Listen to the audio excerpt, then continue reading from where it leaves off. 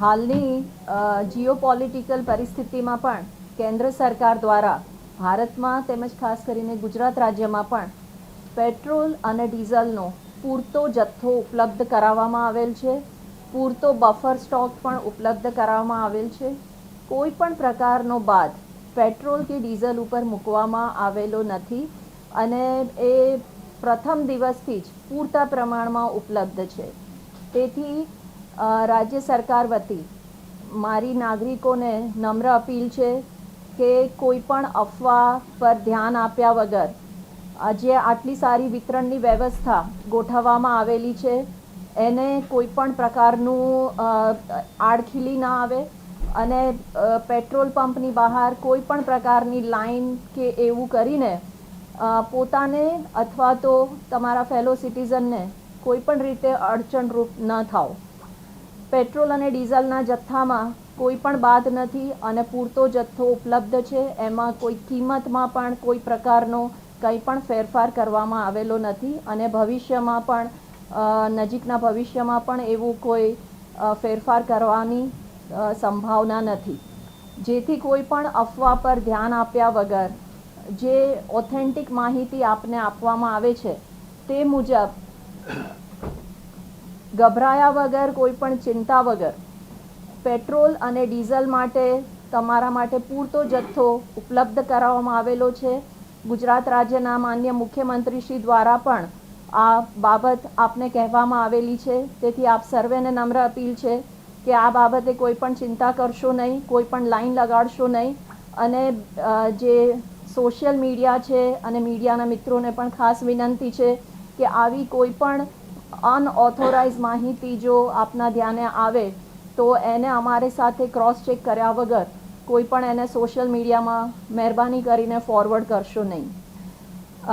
આ સાથે અમને એક જણાવતા આનંદ થાય છે કે પેટ્રોલ ડીઝલમાં તો કોઈ પ્રશ્ન જ નથી, પરંતુ જે પીએનજીમાં આપણે રિફોર્મ્સ કર્યા છે તેમજ કેન્દ્ર સરકાર દ્વારા જે સ્ટેપ્સ લેવામાં આવ્યા છે તેનાથી રાજ્યમાં કમર્શિયલ એલપીજી જથ્થાની ફાળવણી પણ અમે વધારવા જઈ રહ્યા છીએ. જે પીએનજીના રિફોર્મ્સ કર્યા તેના કારણે આપણે જે પહેલાં જે સેક્ટર્સને પીએનજીની ફાળવણી કરેલી તેમાં ખાસ કરીને જે સેમી એસેન્શિયલ સેક્ટર્સ હતા જેમને આપણે 10% ફાળવણી કરેલી તેમાં વધારો કરીને આપણે 25% ફાળવણી કરવા જઈ રહ્યા છીએ. તો આ જે એસેન્શિયલ સેક્ટર્સ હતા એમાં ખાસ કરીને રેસ્ટોરન્ટ, ધાબા, આ ઉપરાંત ફિશરીઝ, આ બધા સેક્ટરનો સમાવેશ થાય છે. ઇન્ડસ્ટ્રીયલ કેન્ટીન, આ બધા સેક્ટરનો સમાવેશ થાય છે. તો જે પહેલાં જેમને 10%નો જથ્થો ફાળવતા હતા એમને હવે વધારીને આપણે 25%નો જથ્થો ફાળવવા જઈ રહ્યા છીએ અને જેમને પહેલાં 100% જથ્થો ફાળવેલો હતો એમને યથાવત રાખીએ છીએ કે જેમાં હોસ્પિટલ, એજ્યુકેશનલ ઇન્સ્ટિટ્યુશન્સનો સમાવેશ થતો હતો અને જેમને 75%નો જથ્થો ફાળવવાની આપણે જાહેરાત કરેલી જે એસેન્શિયલ સેક્ટર્સ હતા કે જેમાં ફાર્માસ્યુટિકલ્સ, બીજ જે સીડ પ્રોસેસિંગ યુનિટ્સ આ બધાનો સમાવેશ થતો હતો, ડેરી પ્રોસેસિંગ આ બધાનો સમાવેશ થતો હતો, તેમના 75% પણ યથાવત રહેશે. જે ધાર્મિક સંસ્થાઓને પણ આપણે 10%ની ફાળવણી કરતા હતા તેમને પણ આપણે વધારીને 25%ની ફાળવણી કરવા જઈ રહ્યા છીએ. આ ઉપરાંત અત્યાર સુધી આપણે કોઈ પણ ઇન્ડસ્ટ્રીને ડાયરેક્ટલી કમર્શિયલ એલપીજીનો જથ્થો ફાળવેલ ન હતો, તો એમાં પણ સુધારો કરીને જે જિલ્લામાં કોઈ પણ એક મહત્ત્વનો એમએસએમઈ સેક્ટર હોય કે જેમાં વિપુલ પ્રમાણમાં એમ્પ્લોયમેન્ટ જનરેશન થતું હોય તેમને આપણે 10% કમર્શિયલ જથ્થાની ફાળવણી કરીશું.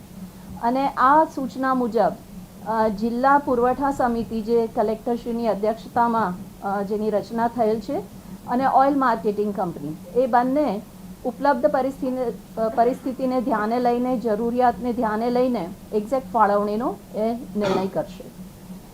આ ઉપરાંત જે પીએનજીનું નેટવર્ક છે એમાં પણ બહુ જ અગત્યના આપણે રિફોર્મ કરેલા છે અને જેના આધારે આપણને વધારે એલપીજીના કમર્શિયલ એલપીજી જથ્થો ઉપલબ્ધ થયો છે. પીએનજીનો જે નેટવર્ક છે ખાસ કરીને શહેરી વિસ્તારમાં, એમાં જે 4 મુખ્ય બાબતો છે. પહેલાં પણ અમે જણાવેલું, તો એમાં જે પહેલી મુખ્ય બાબત એ છે કે જે ગ્રાહકોએ બંને કનેક્શન લીધા છે, કે જેમાં એલપીજીનું પણ કનેક્શન છે અને પીએનજીનું કનેક્શન છે, તો એમણે પીએનજીનું કનેક્શન ચાલુ રાખવાનું છે અને એલપીજીનું કનેક્શન એમનું ઓઇલ માર્કેટિંગ કંપનીઝ દ્વારા સરેન્ડર કરાવવામાં આવશે. બીજી બાબત એ છે કે જે લોકોએ એપ્લિકેશન આપેલી છે કે જેમને પીએનજીનું કનેક્શન જોઈએ છે પણ હજી એની મંજૂરી એમને મળવાની બાકી હતી, તો એ બધાને મંજૂરી આપવામાં આવેલી છે અને એમને બહુ જ ટૂંકા સમયમાં પીએનજીનું કનેક્શન મળી જશે અને ચાલુ કરવામાં આવશે. આ બીજી અગત્યની બાબત છે. ત્રીજી અગત્યની બાબત એ છે કે શહેરોમાં એવા ઘણા વિસ્તારો છે, સોસાયટી છે કે જ્યાં પીએનજીનું કનેક્શન નેટવર્ક પહોંચેલું છે, પણ આ વિસ્તારોમાં અમુક લોકોએ પીએનજીના કનેક્શન લીધા છે જ્યારે અમુક લોકોએ નથી લીધા. તો જે વિસ્તારમાં ઓલરેડી પીએનજી કનેક્શન અવેલેબલ છે, જ્યાં અમુક લોકો એને ઓલરેડી વાપરી રહ્યા છે અને જે લોકોએ નથી લીધું, તો એ લોકોએ પીએનજીનું કનેક્શન મેળવીને એમનું ચાલુ કરવામાં આવશે, જે સિટી ગેસ ડિસ્ટ્રીબ્યુશન કંપનીઝ છે એમના દ્વારા, અને ત્યારબાદ એમનું પણ એલપીજીનું કનેક્શન ઓઇલ માર્કેટિંગ કંપનીઝ દ્વારા સરેન્ડર કરવામાં આવશે. અને જે વિસ્તારો એવા છે કે નેટવર્કમાં તો એની અંતર્ગત આવે છે પણ અમુક સોસાયટી છૂટી ગઈ છે કે નવી બની છે અને એમના કનેક્શન નથી મળ્યા, તો એમને પણ ઝડપથી કનેક્શન આપવામાં આવશે અને ત્યારબાદ એમના પણ એલપીજી કનેક્શન સરેન્ડર કરવાના રહેશે, જેથી જે વિસ્તારોમાં પીએનજી નેટવર્ક નથી ત્યાં આપણે કમર્શિયલ એલપીજી વધારે પ્રમાણમાં રિલીઝ કરી શકીએ. આનો એક અમદાવાદ શહેરમાં કેન્દ્રીય ગૃહમંત્રી શ્રી માનનીય અમિતભાઈ શાહની સૂચનાથી, માનનીય મુખ્યમંત્રીશ્રીના માર્ગદર્શનમાં અને માનનીય નાયબ મુખ્યમંત્રીશ્રીના સીધા માર્ગદર્શનમાં અમદાવાદમાં જે સંબંધિત અમદાવાદ શહેરમાં ઓઇલ માર્કેટિંગ કંપની, સંબંધિત ઓઇલ માર્કેટિંગ કંપની અને 3 સીજીડી કંપનીઝ એમના દ્વારા ડેટાનું મેપિંગ ઓલમોસ્ટ પૂર્ણ કરવામાં આવેલું છે અને અમદાવાદમાં પ્રાથમિક પ્રથમ દર્શનીય રીતે 1200થી વધારે કમર્શિયલ કનેક્શન આપી શકાય તેમ છે, તેમજ 3.5 લાખ જેટલા ડોમેસ્ટિક કનેક્શન આપી શકાય તેમ છે, તો એને ઝડપથી આપવામાં આવશે. આ ઉપરાંત લગભગ 900 જેટલી સોસાયટીઝને આઈડેન્ટિફાઈ કરવામાં આવેલી છે અને એમને પણ લગભગ 2 મહિનાના સમયમાં એમને પણ કનેક્શન આપવામાં આવશે. અને જ્યાં ઓલરેડી પીએનજીનું નેટવર્ક છે ત્યાં લગભગ 15 દિવસમાં આ કામગીરી પૂર્ણ કરવામાં આવશે. તો આ કામગીરી માટે રાજ્ય સરકારના અન્ન અને નાગરિક આપૂર્તિ વિભાગ ઉપરાંત એનર્જી અને પેટ્રોકેમિકલ્સ વિભાગ, સાથે સાથે Ahmedabad municipal corporation, Ahmedabad collector, oil marketing company અને સિટી ગેસ ડિસ્ટ્રીબ્યુશન કંપની દ્વારા ઝુંબેશના સ્વરૂપે આ કામગીરી લેવામાં આવેલી છે અને બીજા શહેરોમાં પણ આના સમકક્ષ જ ઓઇલ માર્કેટિંગ કંપનીઝ તેમજ સિટી ગેસ ડિસ્ટ્રીબ્યુશન કંપની સાથે ત્યાંના જે લોકલ અધિકારીશ્રીઓ સાથે આ કામગીરી આગળ વધારવામાં આવી રહી છે.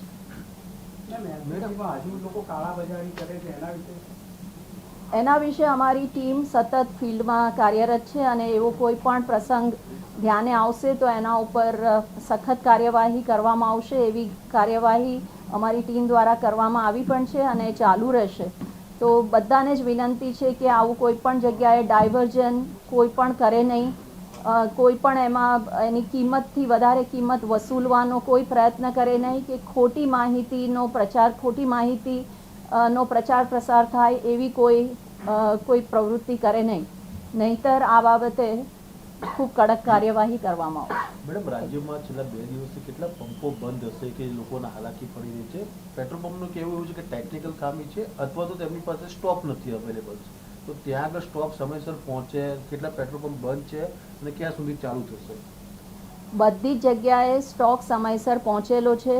આપણે આ જે છેલ્લા 24 કલાકમાં જે થોડું ઓવર રિએક્શન અને અફવાઓથી પ્રેરાઈને આપણે લાંબી લાઈનો જોઈ, એમાં એક પેટ્રોલ પંપ પરથી નોર્મલી જથ્થો ઉપડતો હોય એનાથી અમુક પેટ્રોલ પંપમાં 4 થી 5 ગણો જથ્થો વધારે ઉપડેલો છે.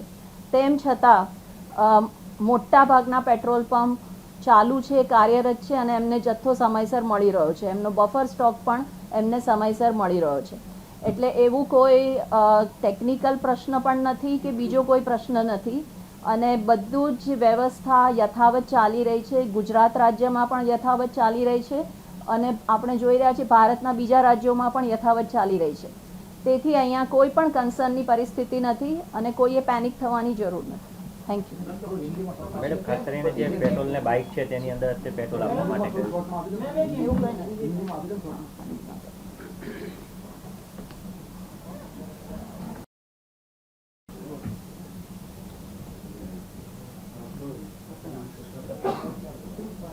गुजरात राज्य में केंद्र सरकार द्वारा पेट्रोल और डीजल के एडिक्वेट सप्लाई मुहैया कराया गया है और बफर स्टॉक भी सफिशिएंट मात्रा में उपलब्ध है. पेट्रोल और डीजल पर के उसके वितरण पर किसी भी प्रकार की कोई भी रोक टोक नहीं है. वो पहले ही दिन से इसमें पेट्रोल डीजल में कोई भी प्रश्न नहीं है. तो लोगों से, नागरिकों से ये हमारी नम्र अपील है. राज्य सरकार की ओर से मैं सबको विनती करती हूँ कि कोई भी अफवाह पर ध्यान नहीं दे. ये जो वितरण प्रणाली बहुत अच्छी तरह से चल रही थी और उसको उसी तरह से चलने दे. आप अपने आप को भी कोई प्रॉब्लम में न डालें और आपके जो फेलो सिटीज़न है उनके लिए भी कोई अफवाह से अफेक्टेड होकर के कोई भी मुश्किल उनके लिए भी खड़ी ना करें. और ये वितरण व्यवस्था जो इतनी अच्छी तरह से चल रही है उसको ऐसे ही सुचारू रूप से चलने दें. आपको इसमें कोई चिंता करने की ज़रूरत नहीं है. पेट्रोल और डीज़ल का जो स्टॉक है वो अवेलेबल है. आपको जब कभी भी ज़रूरत पड़ेगी वो अवेलेबल होता रहेगा. तो ऑयल मार्केटिंग कंपनीज़ के जो डीलर्स के डेपोज़ पेट्रोल पंप हैं और उनके जो डेपोज़ है वो सब में सफिशिएंट स्टॉक अवेलेबल है. कोई चिंता की बात नहीं है. हमें ये जानकारी देते हुए खुशी हो रही है कि पेट्रोल और डीज़ल की तो अच्छी परिस्थिति है ही, लेकिन जो कमर्शियल एलपीजी है उसका भी जो स्टॉक हम ज़्यादा उपलब्ध कराने जा रहे हैं. खास करके जहाँ पर पीएनजी नेटवर्क नहीं है वहाँ पर हम कमर्शियल एलपीजी का स्टॉक ज़्यादा उपलब्ध कराने जा रहे हैं. जो प्रायोरिटी सेक्टर जहाँ हम 75% कमर्शियल एलपीजी हमने अलाउ किया था वो वहाँ पर 75% स्टॉक मिलता रहेगा. बट उसके साथ जो सेमी एसेंशियल सेक्टर था जहाँ हमने 10% अभी तक मुहैया कराया था उसको बढ़ा करके हम 25% करने जा रहे हैं, जिसमें इंडस्ट्रियल कैंटीन और फिशरीज़, एग्री प्रोसेसिंग, ये सारे सेक्टर उसमें शामिल है. और जो धार्मिक और सामाजिक संस्थाएं हैं जो करीब 1 साल से ये सारा जो भोजन की व्यवस्था चला रही है उनका भी स्टॉक बढ़ा करके हम 10% से बढ़ा करके 25% करने जा रहे हैं. उसके साथ हर एक ज़िले में एक ऐसा इम्पॉर्टेंट इंडस्ट्रियल सेक्टर जो एमएसएमई है और बहुत अच्छी रोजगारी दे रहा है उनके लिए भी हम 10% कमर्शियल एलपीजी उपलब्ध कराने जा रहे हैं. ये सब इसीलिए शक्य हुआ क्योंकि केंद्र सरकार से हमें ज़्यादा एलोकेशन मिला है और हमने पीएनजी के नेटवर्क को बहुत प्रोत्साहित किया है. और ख़ास करके जो एनर्जी और पेट्रोकेमिकल डिपार्टमेंट है उनका भी हमें इसमें बहुत सहयोग मिला है. और अर्बन डेवलपमेंट डिपार्टमेंट के साथ रह कर के हमने काफ़ी सारे रिफॉर्म्स रोल आउट किए हैं, जिसमें जो सिटी गैस डिस्ट्रीब्यूशन कंपनीज़ है उनको 24 घंटे में जो भी परमिशन चाहिए अपना नेटवर्क बढ़ाने के लिए या कनेक्शन देने के लिए वो उनको दी जा रही है. उनको 24 घंटे काम करने की फैसिलिटी सहूलियत दी जा रही है. उनसे कोई भी राइट ऑफ वे के चार्जेस नहीं लिए जाएंगे. और अहमदाबाद में खास करके जो माननीय केंद्रीय गृह मंत्री है उनकी सूचना से और माननीय मुख्यमंत्री श्री के निर्देशन में और माननीय नायब मुख्यमंत्री श्री के सीधे निर्देशन में ये कार्य किया जा रहा है. और उसमें करीब 2 हफ्ते में हम 1200 से ज़्यादा कमर्शियल पीएनजी के कनेक्शन मुहैया कराने जा रहे हैं और 3.5 लाख से ज़्यादा डोमेस्टिक कनेक्शन मुहैया कराने जा रहे हैं. धन्यवाद.